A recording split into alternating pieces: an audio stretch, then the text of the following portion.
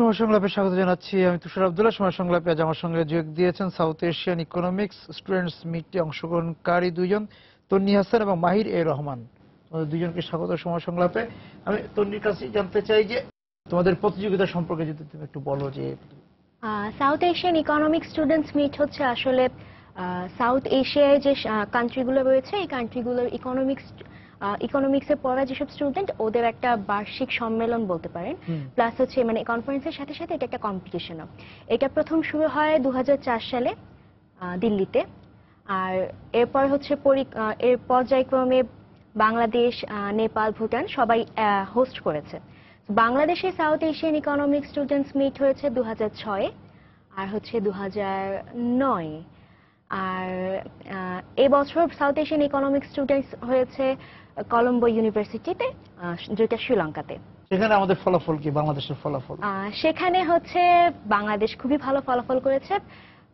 ওখানে আসলে 3টি ক্যাটাগরি রয়েছে। প্রথমটা হচ্ছে রিসার্চ পেপার, যেখানে 6টা সাব থিম দেওয়া হয়েছিল। একটা মূল থিমের আন্ডারে 6টা সাব থিমের আন্ডারে রিসার্চ পেপার করতে হতো। আর আরেকটা হচ্ছে কুইজ। আর শেষে ছিল হচ্ছে বার্ডিং ইকোনমিস্ট, সেটা হচ্ছে সবচেয়ে প্রেস্টিজিয়াস বলা হয়। মানে এটাতে যে বিজয় হয় তাকে বলা হয় হচ্ছে সাউথ এশিয়ার বার্ডিং ইকোনমিস্ট। তো বাংলাদেশ রিসার্চ পেপার ক্যাটাগরিতে 6টির মধ্যে 2টোতে পুরস্কার জিতে। আর কুইজে হচ্ছে বেস্ট কুইজ টিম হয়, আর বার্ডিং ইকোনমিস্ট বাংলাদেশ থেকে হয়। আচ্ছা, তো টোটাল 9টা পুরস্কারের মধ্যে বাংলাদেশ 4টা পুরস্কার অর্জন করে। মাহির বলেছে এর আগে তো বাংলাদেশ নিজেও আয়োজক দেশ ছিল।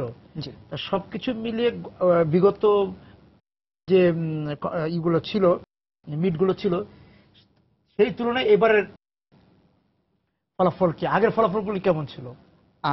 আগের বার অ্যাকচুয়ালি হচ্ছে মানে প্রায় দেখা যায় সেটা হচ্ছে যে বাংলাদেশ কোনো একটা ক্যাটাগরিতে পেপার, রিসার্চ পেপার অথবা আপনার যে বার্ডিং ইকোনমিস্ট কোনো না কোনো ক্যাটাগরিতে মানে কোনো একটা পুরস্কার জিতে আসে। যেমন হচ্ছে গত 2 বছর আগে আমরা যখন ফার্স্ট ইয়ারে ছিলাম তখন যে সিএনএমটা হয়েছিল, যে দলটি গিয়েছিল, ওখানে নির্মাণ সাহা আমাদের একজন 4th ইয়ারের ভাই ছিলেন, উনি হচ্ছে বার্ডিং ইকোনমিক্স ক্যাটাগরিতে জিতেছিলেন। এর বেশ কয়েক বছর আগে আবার বার্ডিং ইকোনমিক্স ক্যাটাগরিতে হচ্ছে বিপ্লব নামে একজন আমাদের স্টুডেন্ট, তিনি হচ্ছেন জিতেছিলেন।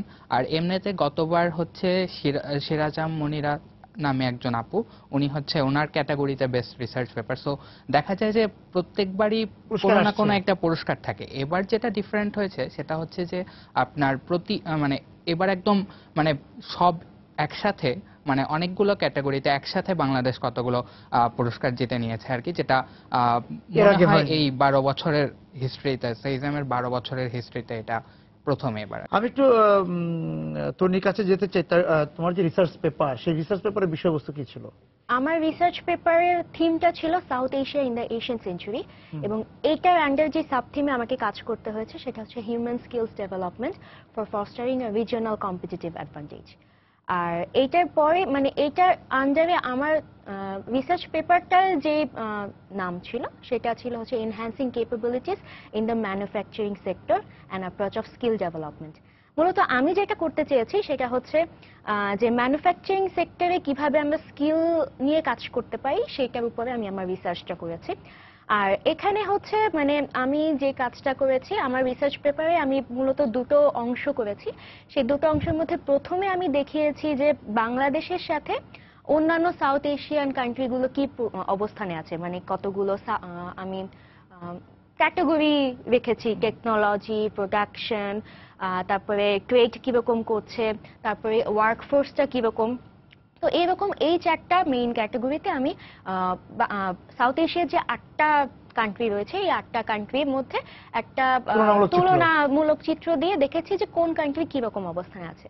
তারপর আমি যেটা করেছি যে বাংলাদেশের ম্যানুফ্যাকচারিং সেক্টরটা বিভিন্ন রকমের ভ্যারিয়েবল অ্যাড করেছি, যেমন টেকনোলজি কিংবা ফার্ম এজ, কত বছর ধরে ফার্মটা কাজ করছে, কিংবা রিসার্চে কতটুকু ব্যয় করছে একটা ফার্ম। তো এই জিনিসগুলো আমি ইনকর্পোরেট করে দেখতে চাচ্ছিলাম যে বাংলাদেশের ম্যানুফ্যাকচারিং সেক্টরের চিত্রটা কিরকম, এবং এই চিত্রটা কি এইরকম এই রিলেটেড যে আগে রিসার্চ গুলো হয়েছে সেই রিসার্চের সাথে কতটুকু পার্থক্য রয়েছে পার্থক্য রয়েছে। আমি তোমার বিষয়ে একটু বিস্তারিত আসবো, তার আগে একটু বার্ডিং ইকোনমিস্ট বাডিং ইকোনমিক্স বিষয়টা হচ্ছে অ্যাকচুয়ালি আপনার সাউথ এশিয়ার যে ইকোনমিক্সের যারা স্টুডেন্ট এখানে পার্টিসিপেট করতেছে তাদের মধ্যে একটা একাডেমিক এক্সিলেন্সের একটা টেস্ট, এটা যে ইকোনমিক্স সম্পর্কে আমাদের নলেজ কতটুকু, আমরা কতটুকু অ্যাপ্লাই করতে পারি থিওরিটিক্যালি অথবা প্র্যাকটিক্যালি কিছু, তারই একটা টেস্ট। এটার হচ্ছে আপনার কয়েকটা স্টেজ আছে। প্রথমে আমাদের একটা এসে লিখে নিতে হয়েছে, সেটা হচ্ছে কম্পিটিশন মানে অ্যাকচুয়ালি টেক প্লেস করার আগেই বাংলাদেশ থেকে সেই এসেটা আমরা লিখে পাঠিয়েছি মেইলে করে। দেন হচ্ছে আমাদের এই এসের পরে হচ্ছে ওখানে যাওয়ার পর কনফারেন্স শুরু হওয়ার পর একটা 30 মার্কসের এমসিকিউ এক্সাম ছিল, ওটা আপনার হচ্ছে ইকোনমিক্স রিলেটেড নলেজ টেস্ট করার জন্য একটা ইয়ে ছিল। দেন ওখান থেকে আমাদের টপ 12 সিলেক্ট করা হয়েছে। দেন তারা হচ্ছে আপনার একটা অডিও ভিজুয়াল রাউন্ডে অংশগ্রহণ করেছে, যেখানে আপনার র্যান্ডমলি কিছু নাম্বার অ্যাসাইন করা থাকে, যেটা আমরা চুজ করলে আমাদেরকে একটা ছবি দেখানো হয়। রচনার বিষয়টা কি ছিল? সাউথ এশিয়ার development challenges, way forward and lessons learned in the Asian century, এটা ছিল থিমটা। এখন এটার আন্ডারে আমি যে টপিকটায় কাজ করেছি সেটা হচ্ছে ডেমোগ্রাফিক ডিভিডেন্ড। সো ওই মানে ডেমোগ্রাফিক ডিভিডেন্ড জিনিসটা হচ্ছে এরকম যে আপনার ওয়ার্কিং এজ পপুলেশন যেটা রিলেটিভ টু দা আপনার যারা নন ওয়ার্কিং এজ পপুলেশন, সেই ওয়ার্কিং এজ পপুলেশন প্রপোর্শনটা যদি বাড়ে তাহলে দেখা যাচ্ছে যে যদি আমার অর্থনীতিতে, তারপর হচ্ছে আপনার শিক্ষা খাত, স্বাস্থ্য খাত, এসব ক্ষেত্রে, আর যদি সামাজিক ওভারঅল অবস্থা, আইন শৃঙ্খলা, এসব পরিস্থিতি যদি কন্ডিউসিভ হয়, তাহলে যেটা হচ্ছে যে আমাদের অর্থনৈতিক প্রবৃদ্ধি। তন্নির কাছে একটু যাচ্ছি। তন্নি, আমাদের যে উৎপাদন খাতে নিয়ে তুমি কাজ করেছো, সেই জায়গাতে শিল্প খাতের তুমি নিশ্চয়ই দেখেছো যে জনশক্তি একটা তোমার বিষয়, তাই না? জনশক্তি খাতে আমাদের এখানে আমরা বলি যে একটা জায়গায় আমাদের নিজস্ব জনশক্তি আমরা ব্যবহার করছি না, আমরা ভারত, শ্রীলঙ্কা থেকে জনশক্তি আনতে হচ্ছে। সেটা তো ব্যবস্থাপনার জায়গাতে, তাই না? বা ম্যানেজারিয়াল, যেটা আমরা যদি বলতে পারি, সেই জায়গাটা মানে তোমার গবেষণা এসছে কিনা বা তোমার নজরে এসছে কিনা? সেখানে আমাদের ঘাটতি আছে কিনা, জনশক্তির দক্ষতার ঘাটতি আছে কিনা? আমার যে তুলনামূলক যেই কাজটা আমি করেছি সেখানে আমার একটা বিষয় ছিল যে ওয়ার্কফোর্সটা আমি অ্যানালাইজ করছি। সেই ওয়ার্কফোর্স অ্যানালাইসিসের মধ্যে আমার যে বিষয়টা ছিল যে আমরা আসলে অ্যাসেট হিসেবে তুলনা করছি, মানে ভারত, বাংলাদেশের মতো, ইভেন পাকিস্তানের মতো কান্ট্রিতে আমাদের জন্য কিন্তু জনসংখ্যাটা একদিক থেকে সম্পদ, কারণ অন্য দেশের তুলনায় আমরা বেশি ওয়ার্কার পাচ্ছি। হ্যাঁ, বেশি ওয়ার্কার পাচ্ছি।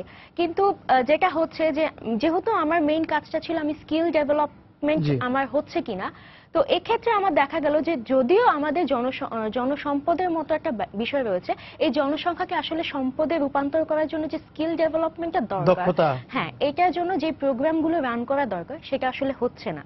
তো এইটা করার জন্য মানে আমি যে ব্যাপারগুলোকে থিম হিসেবে, মানে আমার মূল বিষয় হিসেবে ধরেছি, সেটা হচ্ছে তারা নিজেদের ফার্ম কি তাদেরকে কোনো স্কিল ডেভেলপমেন্ট প্রোগ্রাম দিচ্ছে কিনা, কিংবা তারা বিদেশ থেকে কোনো স্কিলড এরকম প্রোগ্রামে অংশগ্রহণ করছে কিনা। তো এরকম ক্ষেত্রে কিছু সারপ্রাইজিং রেজাল্ট আমি পেয়েছি যে বাংলাদেশের চেয়ে হয়তোবা ভারত বা অন্যান্য দেশের অবস্থান অনেক ভালো রয়েছে। যেমন একটা বিষয় বলি, টেকনোলজির ক্ষেত্রে আমি একটা ব্যাপার খুবই সারপ্রাইজিং ছিল যে আমি আসলে যে ডেটা ব্যবহার করেছি সেটা enterprise survey data world bank থেকে। তো ওখানে আমি দেখি যে সাপ্লায়ার্স এবং ক্লায়েন্টসদের সাথে ইমেইলস এর মাধ্যমে যোগাযোগ করার ক্ষেত্রে বাংলাদেশের চেয়ে আফগানিস্তান, নেপাল, ভারত এগিয়ে আছে, যেটা আসলে মানে খুবই সারপ্রাইজিং একটা বিষয়। ঠিক আমাদের ব্যবহারকারী বেশি। হ্যাঁ, মানে ওই একই, মানে আমরা হয়তোবা দেখা যাচ্ছে যে ইন্টারনেটটা ব্যবহার করছি, কিন্তু ইন্টারনেটটাকেও কিভাবে আমার উৎপাদনের কাজে ব্যবহার করা যাচ্ছে সেটা আমরা করছি। ওই যে তুমি যে দক্ষতার কথা বলছিলে, সেই জায়গায় যে আমরা ঠিক দক্ষ হয়ে উঠতে পারছি না, দক্ষ কর্মী তৈরি করছি না, সেটার কারণে যে আবার আমদানি করা হচ্ছে জনশক্তি, সেটা না, সেই জায়গাটা আমি আর দেখিনি। কারণ আমাদের কিছু লিমিটেশন ছিল, যে ওয়ার্ড লিমিট দেওয়া ছিল, সেই ওয়ার্ড লিমিটের মধ্যে আমাকে আমার বিষয়টা সেটা করতে হয়েছে। আমি তো মায়ের কাছে যে তোমার এই গবেষণা বা তোমার রচনার জায়গাটা থেকে যদি তুমি বলো যে তোমার যে বিষয়টা ছিল। এখন সাউথ যেটা দেখা যাচ্ছে যে এশিয়ার গ্রোথ কিন্তু আমরা দেখতেছি যে কয়েক বছর ধরেই আগামী মানে গত 20 বছর ধরেই প্রায় দেখছি যে এশিয়ার গ্রোথ বেশ বেশি, এবং 2007-08 সালে যে ফিনান্সিয়াল ক্রাইসিসটা হয়ে গেল সেই সময়ও হচ্ছে আপনার এশিয়া খুব একটা এফেক্টেড হয়নি, এফেক্টেড হয়েছে বাট খুব একটা হয়তো হয়নি। সো এই দিক থেকে যেটা এইটার একটা যে এক্সপ্লেনেশন বলা হয় যে এশিয়ার এই যে রিমার্কেবল গ্রোথটা কয়েক বছর যাবত, সেটার একটা কারণ হিসেবে ধরা যেতে পারে আপনার যেটা আমি বললাম যে পপুলেশনে আপনার ওয়ার্কিং এজ পপুলেশনটার প্রপোর্শন যদি বাড়ে, যে এইজ ওয়ার্কিং এজ ওয়ার্কিং এজের জায়গায় যে আমরা তো খুব ভালো জায়গায় আছি এই মুহূর্তে, তো সেটাকে ঠিকমতো আমরা ব্যবহার করতে পারছি কিনা। জি, এইটা আমাদের প্রবীণ না, আমাদের একটা মানে একটা তারুণ্যকে পাচ্ছি আমরা। জি, এখন এখানে যেটা দেখা গেল সেটা হচ্ছে যে আমি মেইনলি কান্ট্রি ওয়াইজ অ্যানালাইসিসটা না করে আমি করেছি হচ্ছে আপনার সাউথ এশিয়া আর ইস্ট এশিয়ার সাথে একটা কম্পারেটিভ অ্যানালাইসিস। সেটাতে আমি যেটা দেখতে পারলাম সেটা হচ্ছে যে ইস্ট এশিয়া কিন্তু তাদের ওই সময়টা, যে সময়টাতে তারা এই অ্যাডভান্টেজটা তারা পেয়েছিল, সেই সময়টাতে ইস্ট এশিয়া কিন্তু যথেষ্ট আপনার ভালোভাবে এটার অ্যাডভান্টেজটা আরও নিতে পেরেছিল, কারণ তাদের ওই আপনার যেটা হেলথ সেক্টর বা এডুকেশন সেক্টর অথবা আপনার গভর্নেন্স যেটা, সেই জায়গাটাতে তারা বেশ ইমপ্রুভ ছিল। সাউথ এশিয়ার ক্ষেত্রে যেটা সমস্যা সেটা হচ্ছে যে হেলথ এডুকেশন, বিশেষ করে আপনার হায়ার এডুকেশন যেটা ইউনিভার্সিটি এডুকেশন, এইসব ক্ষেত্রে বা হচ্ছে আপনার গভর্নেন্স সেক্টরে আমরা দেখতেছি যে আমাদের সাউথ এশিয়ার ম্যাক্সিমাম কান্ট্রির করাপশন পারসেপশন ইন্ডেক্স বলেন বা হচ্ছে আপনার রুল অফ ল ইন্ডেক্স বলেন, এসব ক্ষেত্রে সাউথ এশিয়ার কান্ট্রি বা হিউম্যান ডেভেলপমেন্ট ইন্ডেক্স বলেন, সেসব ক্ষেত্রে একটু পিছিয়ে আছে। তো সেই সব দিক থেকে বলা যায় যে সাউথ এশিয়ার ইকোনমিক গ্রোথ যদিও খুব হাই, ঠিক আছে, তবু হচ্ছে যেটা ব্যাপার সেটা হচ্ছে যে এই ক্ষেত্রে যদি আমরা আরেকটু ভালো পজিশনে নিজেদেরকে নিয়ে যেতে পারি তাহলে হয়তো ওভারঅল আরেকটু মানে সাস্টেইনেবল একটা পর্যায়ে আমরা পৌঁছাতে পারবো। এবং এই জায়গা থেকে যে আমরা এই যে এখন যদি অপচয় হয়, এই যে এইজিং জেনারেশন যেটা আছে, তাহলে তো আমরা একটা মানে সুবর্ণ সময় হারাবো। জি, কারণ এই বয়সটা তো আমরা আর পাচ্ছি না। জি, তারা যখন প্রবীণ হবে তখন তাদেরকে যদি আমরা দক্ষ জনশক্তি না করতে পারি, তারা আমাদের দেশের জন্য জনশক্তি হিসাবে একটি জি, আমরা একটা আমাদের একটা প্রোডাক্টিভিটি অ্যাকচুয়ালি লস হবে, হ্যাঁ লস হবে এবং বোঝা হয়ে দাঁড়াবে এটা কাঁধে। সেই জায়গাটায় আমি একটা বিরতিতে যেতে চাই, ফিরে এসে দুজনের কাছে জানতে চাবো যে এই যে এই ধরনের প্রতিযোগিতা অংশ নেয়া, সেই জায়গা থেকে দলবদ্ধ প্রস্তুতি বা প্রাতিষ্ঠানিক প্রস্তুতিটা কিরকম, এখানে যাওয়ার জন্য যে প্রস্তুতিটা সবাই তো যেতে পারে না, সেই জন্য যে তৈরি করা, হ্যাঁ নিজে নিজে তৈরি হওয়া এবং বিশ্ববিদ্যালয় থেকে তৈরি করার যে প্রস্তুতি, যে উদ্যোগ, সেগুলো শুনতে চাবো। আমি বিরতিতে যাচ্ছি। আমি তোমার কাছে জানতে চাই যে এই যে প্রস্তুতিটা মানে এই ধরনের একটি প্রতিযোগিতায় যাওয়া, হ্যাঁ সেটা কিভাবে তোমাদের যাচাই বাছাই বা নির্বাচন করা হয় কিভাবে? প্রথমত হচ্ছে কল ফর পেপারস আসে, সেই হিসেবে আমরা যে যে ক্যাটাগরিতে দিতে চাই, পেপার অথবা বার্ডিং যারা দিচ্ছে তাদেরকে কুইজেও পার্টিসিপেট করতে হয়। সো আসলে বেসিক্যালি দুটো পার্ট হয়ে যায়। যারা পেপারে দিতে চায় তাদেরকে হচ্ছে, আমি পেপারে একটা বলি যেহেতু আমি পেপারে কাজ করেছি। পেপারের ক্ষেত্রে হচ্ছে আমি যে মানে আমার সাব থিমটা আমি নিজে পছন্দ করতে পারি। সেক্ষেত্রে আমি যেই সাব থিমে কাজ করতে চাই, যেটাতে রিসার্চ পেপার করতে চাই, সেইটার একটা আইডিয়া আমাকে আমার যে কান্ট্রি কোঅর্ডিনেটর যাকে যে টিচারকে বানানো হয় ওনাদের সাথে হচ্ছে আমার আইডিয়াটা শেয়ার করতে হয়, এবং সেইটার বেসিসে ওনারা হচ্ছে আমাদেরকে ফিডব্যাক দেন। তারপর এভাবে কিছুদিন যাওয়ার পরে আমরা হচ্ছে আমাদের একটা অ্যাবস্ট্রাক্ট দিই, তারপর হচ্ছে এক্সটেন্ডেড অ্যাবস্ট্রাক্ট দিই। সেইটার বেসিসে ওই এক্সটেন্ডেড অ্যাবস্ট্রাক্টটা আসলে হাফ কাজ করার মতো, যে আমি মোটামুটি আমার রিসার্চ পেপারটাকে কিভাবে দাঁড় করাতে চাচ্ছি। তো সেইটার বেসিসে মেইনলি আমাদেরকে সিলেক্ট করা হয়, বেসড অন আমরা কিভাবে কাজ করব, কিভাবে আগাচ্ছি, কতটুকু আমরা সঠিক পথে আছি, এবং তার সাথে সাথে আমাদের টিচাররা আমাদেরকে মানে ফিডব্যাকও দেয় যে আমাদেরকে কিভাবে কাজটা করা উচিত। প্রস্তুতি কদিনের থাকে? প্রস্তুতি আসলে এইটা সময়টা কতটুকু পাওয়া যায়? সময়টা আমরা যখন 4-5 মাসের মতো অবশ্যই পেয়েছি, কিন্তু দেখা যায় যে প্রথমত কোন সাব থিমে আমি কাজ করব।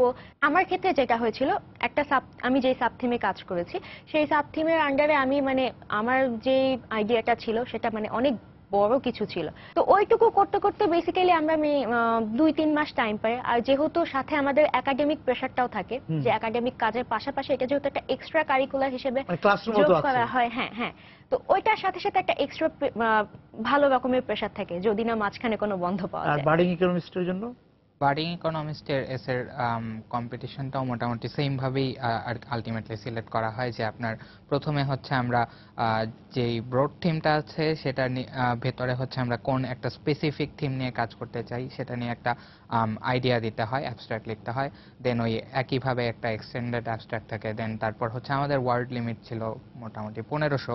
সো ওর মধ্যে মোটামুটি যতটুকু খুব বেশি না, ইনকর্পোরেট এর করা মধ্যে যায়, খুব বেশি না, একদম, হ্যাঁ। যতটুকু ইনকর্পোরেট করা যায় আর কি হ্যাঁ। ইনফরমেশন গুলো, সেগুলো আস্তে আস্তে সিলেক্টেড হতে থাকে আর কি। দক্ষিণ এশিয়ার হোক বা এশিয়ার হোক বা বিশ্বের অনেক অর্থনীতিবিদদের সঙ্গে দেখা হয়েছে, তাদের সঙ্গে সঙ্গ পাওয়া সেটা নিয়ে যদি কথা বলো একটু। এটা ছিল আমার প্রথমবারের মতো যে কোনো আন্তর্জাতিক প্রতিযোগিতায় অংশগ্রহণ করা। সো আন্তর্জাতিক প্রতিযোগিতার প্রথমবারের মতো যে একটা পুরস্কার জেতা, সেটা অনেক কিছু। সেইজেমে যেটা হয়, যেহেতু সাউথ এশিয়ান বিভিন্ন দেশ থেকে স্টুডেন্টস আসে, এবছর 110 জন পার্টিসিপেন্টস ছিল। সো এইরকম কাজ করার ক্ষেত্রে আমরা সাউথ এশিয়ার একটা চিত্র পাই, সাথে সাথে আমাদের দেশের চিত্র পাই। তারপরে যখন আমরা ওখানে যাই, ওখানে যাওয়ার পর আমরা যেটা দেখি যে আমরা এই যে রিসার্চ পেপার ক্যাটাগরিতে যে প্রেজেন্টেশন গুলো হয়, এগুলাতে মানে বসে দেখার মাধ্যমে আমরা অন্য কান্ট্রির কি চিত্র হতে পারে ঠিক একই সাব থিমে সেইগুলা পাই, প্লাস একটা ফ্রেন্ডশিপ বন্ডিং এর ব্যাপার থাকে, কারণ সেখানে বিভিন্ন অঞ্চল থেকে বড় ইকোনমি, আগামী ক্যারিয়ারের ক্ষেত্রে। হ্যাঁ, কারণ এটা এই সেইজেমের একটা বড় বিষয় হচ্ছে, খুব অল্প সময়ে আমি আমার রিসার্চের ক্ষেত্রে কিংবা আমি যেই ক্ষেত্রটাকে পছন্দ করি, যেই ক্ষেত্রে আমি পড়াশোনা করছি, সেই ক্ষেত্রে শুধু আমার দেশের মানুষই না, আমি আমার একটা অঞ্চলের আমি মানুষের সাথে পরিচিত হতে সেটা পারছি। আছে আরেকটা তো নিয়ে যে আমি ওই অর্থনীতি যখন বিষয়টা আমার হলো, সেটা আমার পছন্দের কারণ হতে পারে বা বিশ্ববিদ্যালয়ের বিষয়ে পছন্দ করার বা বন্টন প্রক্রিয়ার কারণে অর্থনীতি আমার বিষয় হলো। হওয়ার পর থেকে যাদের কথা শুনেছি এই দক্ষিণ এশিয়া, এশিয়া বা বিশ্বের, সেরকম কোনো অর্থনীতিবিদকে সামনে থেকে দেখা বা তার সঙ্গে পরিচয় এরকম হয়েছে? সেরকম আমি নিজেই। কারণ প্রথমত আমি ছিলাম বিজ্ঞানের ছাত্রী। তো বিজ্ঞানের ছাত্রীদের যা হয় যে প্রথমত থাকে যে আমি হয় ডাক্তার হব কিংবা ইঞ্জিনিয়ার হব, পরে হয়তো বা কোনো কারণে হয়ে ওঠা হয় না। তো তারপরে ইকোনমিক্সে চলে আসা, এন্ড তারপরে ইকোনমিক্সে এসে যেটা হয়, প্রথম দিকে মানে সবকিছুই নতুন, হয়তোবা ব্যাপারটাকে খুব আপন মনে হয় না, কিন্তু আস্তে আস্তে ধীরে ধীরে দেখা যায় যে না, ইকোনমিক্স আমার হয়ে যাচ্ছে। আর তারপরে ইকোনমিক্সের কল্যাণে আমি যে এরকম একটা বড় মঞ্চে যেতে পেরেছি, প্রথমত নিজের দেশ থেকে 10 জনের একজন হয়ে সেখানে যাওয়া, তারপর সেখানে শুধু আমার ক্যাটাগরিতে। মাহির কাছে একটু যাই। এই যে এটাই যে এই আয়োজনে যে কাদের সাথে পরিচিত হলো, কাদের জি, এখানে আসলে আমাদের আরো দুজন ক্লাসমেট নাহিয়ান এবং তাশফিক, তারা গতবার সেইজেমে গিয়েছিলেন। এবার আরো কয়েকজন ছিলেন, আমাদের বড় ভাই সাদিক ভাই, মেহেদি হাসান অনি, আদিব ভাই, তারপর আমাদের আরো ক্লাসমেট মুস্তাসিনুল প্লাবন, আজিজ প্লাবন এবং কাজী ঐশী। এদের মধ্যে আমরা মোটামুটি তাশফিক, নাহিয়ান ভাই আর হচ্ছে সানি ভাই, এরা ছিলেন হচ্ছে দ্বিতীয়বার যাওয়া সেইজেমে। তো তাদের কাছে হচ্ছে গতবার থেকে অনেক আমরা এক্সপিরিয়েন্স অ্যাকচুয়ালি শুনেছি যে অনেক সাউথ এশিয়ার বড় বড় ইউনিভার্সিটির টিচার আসেন, লাইক আপনার সঞ্জীব মেহতা স্যার, তারপর হচ্ছে সোনাল মেহতা ম্যাডাম, তারপর হচ্ছে ইন্ডিয়ার একজন প্রফেসর দেবকুসুম দাস। তো তাদের সাথে দেখা হয়েছে, কথা হয়েছে। মিহির পান্ডে স্যার আছেন। তো তাদের সাথে দেখা হওয়া বিষয়টা তারা আমাদেরকে অনেক এনকারেজ করেছেন, অনেক ফিডব্যাক দিয়েছেন আমাদের পেপার প্রেজেন্টেশনের ব্যাপারে বা আমার বার্ডিং ইকোনমিস্টের কম্পিটিশনটার ব্যাপারে। সো এটা অনেক একটা ভালো অ্যাকচুয়ালি এক্সপিরিয়েন্স ছিল যে তাদের সান্নিধ্যে আসার ব্যাপারটা, যেটা আমাদের ডিপার্টমেন্টের টিচারদের পাশাপাশি একটা মানে একটা আরেকটু ইন্টারন্যাশনাল একটা ফ্লেভার পাওয়া যেটা। আমি একটা বিরতিতে যাব, ফিরে এসে ভাই তোমাকে দিয়ে শুরু করব যে ধরো তোমাদের একটা অর্থনীতির ছাত্র হিসেবে বা অর্থনীতির বা ইকোনমিক্স বা অর্থনীতিবিদ হিসেবে একটা যাত্রা শুরু, সেই জায়গা থেকে বাংলাদেশকে কিভাবে দেখছো, বাংলাদেশের অর্থনীতিকে কিভাবে দেখছো, সেটা একটু দুজনের কাছে জানতে চাবো। তুমি শুরু করবে, আমি একটু বিরতিতে যাচ্ছি। বাংলাদেশের অর্থনীতিকে কিভাবে দেখছো?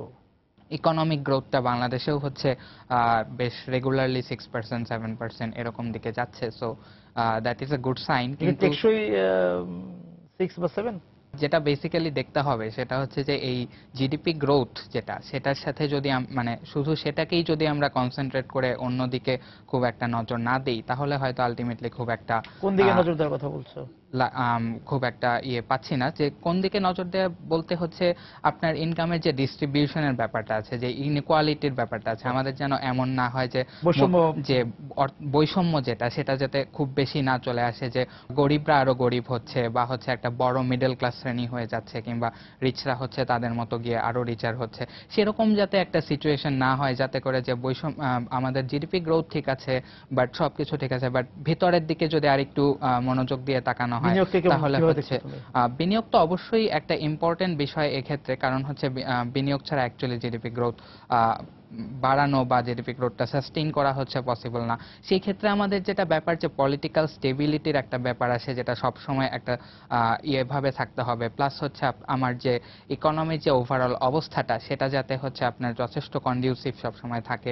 এই যে বিভিন্ন ক্ষেত্রে বিভিন্ন ধরনের ইনস্টেবিলিটি আমাদের সিস্টেমের মধ্যে চলে আসে, অস্থিতিশীলতা যেটা চলে আসে, সেই জিনিসটা যাতে আরেকটু মানে না থাকে, এটা যাতে কমানো হয়। আর এখনকার অর্থনীতি তো কর্পোরেট অর্থনীতি। জি। এবং আমাদের এই অর্থনীতিকে আমরা কৃষিভিত্তিক অর্থনীতি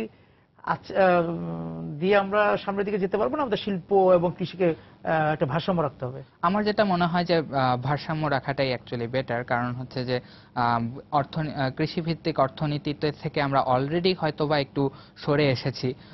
সো হচ্ছে যেটা বিষয় সেটা হচ্ছে যে বাংলাদেশের আবহাওয়া প্লাস যেটা জিওগ্রাফি, সেই জিনিসটা হয়তো কৃষি ক্ষেত্রেই হয়তো একটু বেশি সুবিধা দিচ্ছে।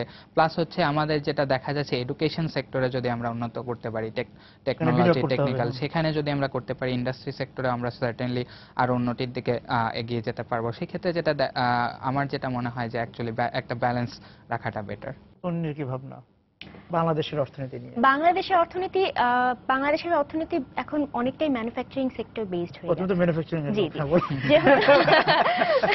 যেহেতু আমি ওটা নিয়ে কাজ করেছি, তো আমি আমার কাজের সাথে রিলেট করে বলতে চাচ্ছি যে বাংলাদেশের ক্ষেত্রে আমি যেটা পেয়েছি, কিছু কিছু নতুন ফার্মের প্রোডাক্টিভিটি অনেক বেশি কম্পেয়ার টু দ্য ফার্মস যেগুলো অনেক আগে থেকে কাজ করে আসছে। সো এইটার মেইন কারণ খুঁজতে গিয়ে আমি যেটা পেলাম সেটা হচ্ছে যে এই ফার্মগুলো টেকনোলজিটাকে বেশি করে ইউজ করছে, এবং ওই টেকনোলজির থ্রুতে তাদের যে লেবার্স গুলো আছে তারা স্কিলড লেবারে পরিণত হচ্ছে। তো বাংলাদেশে যেহেতু জনসংখ্যা আমাদের একটা সম্পদ, মানে এখনো হয়নি, সেই জনসংখ্যাকে সম্পদে রূপান্তর করার মানে চিন্তা ভাবনার সময় এখন আমাদের চলে এসেছে। মনে হয় কি যে কারিগরি শিক্ষার দিকে ওদের বেশি জোর দিতে হবে। হ্যাঁ, টেকনিক্যাল এন্ড ভোকেশনাল এডুকেশন, যেটা হচ্ছে অন্যান্য দেশে এখনো শুরু হয়ে গেছে। যেমন ইন্ডিয়াতে যেটা হচ্ছে, ওরা কিন্তু আইসিটির উপরে অনেক কিছু করে ফেলেছে, মানে ওরা আইসিটিটাকে নিয়ে এক ধাপ এগিয়ে গেছে বলা যায়। আমাদের দেশে আইসিটিটাকে সেভাবে এখনো কোনো মানে শুরু করা হচ্ছে, কিন্তু সেটা এখনো আমরা নিয়ে এই আইসিটিটাকে নিয়ে আমরা এখনো এগিয়ে যেতে পারিনি। তো আমাদেরকে যেটা করতে হবে যে যেহেতু এখন ছোট হয়ে আসছে পৃথিবী, কি টেকনোলজির কারণে যেহেতু ছোট হয়ে আসছে, প্রযুক্তি নির্ভর অর্থনীতিটাকে আমি বেশি গুরুত্ব দিচ্ছি। কারণ সেক্ষেত্রে শুধু আমরা যে নিজেদের মধ্যেই একটা অ্যাডভান্টেজ পাবো তা না, বরং বহির্বিশ্বে আমাদের প্রোডাক্ট গুলোকে আমি চেনাতে পারবো। সেই সাথে সাথে আমি তোমার কাছে আবার আসবো, একটু মাহির কাছ থেকে আসি। বাজার অর্থনীতির জায়গায় আমাদের বাজার অবকাঠামো সেটা আমরা তৈরি করতে পেরেছি কিনা, বিপণন অবকাঠামো তৈরি করতে পেরেছি কিনা যথাযথভাবে, এটা তোমাদের নজরে আছে কিনা? না, আসলে এই বিষয়ে খুব একটা অ্যাকচুয়ালি দেখা হয়নি, কিন্তু যেটা মনে হয় সেটা হচ্ছে যে এটা তোমাদের যে রচনা না থাকলেও ক্লাসরুমের অভিজ্ঞতা থেকে যদি বলো। আচ্ছা, যেটা মনে হয় যে আমাদের মার্কেট স্ট্রাকচার অ্যাকচুয়ালি যেটা হচ্ছে সেটা উন্নতির দিকে যাচ্ছে।